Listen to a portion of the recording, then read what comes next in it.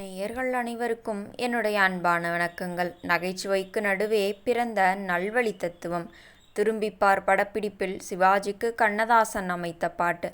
கண்ணதாசனின் பாடல்கள் என்றால் வெறும் சோகமும் காதலும் மட்டுமல்ல, அசாத்தியமான நகைச்சுவையும் நக்களும் கலந்த தத்துவ பாடல்களையும் அவர் அள்ளித்தெளிப்பதில் வல்லவர்.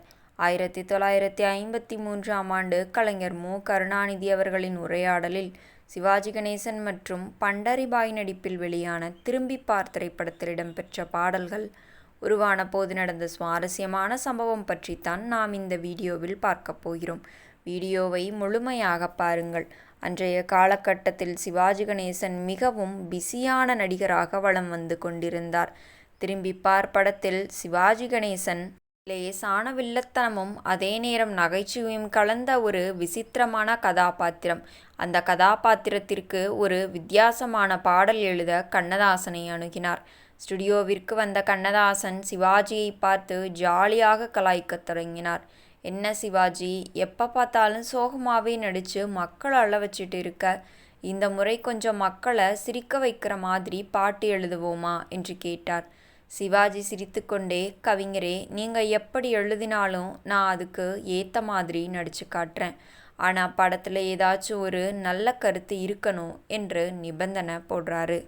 கண்ணதாசன் உடனே தன்னோட பாணியில், "கண்ணை மூடிக்கொண்டு உலகத்தை பார்த்தால் எல்லாம் கருப்பாக தெரியும், கண்ணை திறந்து கொண்டு பார்த்தால் உலகத்தின் சாயம் தெரியும்" என்ற பாணியில் நகைச்சுவையும் தத்துவமும் கலந்த வரிகளை சொல்லத் தொடங்கினார். பாடலின் ஒவ்வொரு வரியிலும் மனிதர்களின் போலித்தனத்தை சுட்டிக்காட்டி, அதே நேரம் தியேட்டரில் இருக்கும் மக்களை சிரிக்க வைக்கும் வகையில் வரிகளை அமைத்தார். பாடலின் ரெக்கார்டிங் முடிந்ததும் சிவாஜி கணேசன் கவிஞரிடம் வந்து, "யோ கவிஞரே, நகைச்சுவை பாட்டுன்னு சொல்லிட்டு உள்ளுக்குள்ள இவ்வளவு பெரிய தத்துவத்தை ஒளிச்சு வச்சிருக்கீங்களே" என்று வியந்து பாராட்டியிருக்கிறார். சிவாஜியோட ஆரம்ப கால திரைப்படங்களில் அவரது பன்முக நடிப்பை வெளிக்கொணர கண்ணதாசன் இந்த மாதிரியான துள்ளலான வரிகள் மிகவும் உதவியாக இருந்தன என்பதற்கு இந்த சம்பவம் ஒரு சிறந்த எடுத்துக்காட்டு அப்படின்னு சொல்கிறாங்க. ஆமாங்க, கண்ணதாசன் அவர்களை பொறுத்த வரைக்கும் சிவாஜியும் கண்ணதாசனும் நடிப்பு மற்றும் பாடல் வரிகளுக்கு மேலே நல்ல நண்பர்கள், பயங்கர நட்பாளிகள்.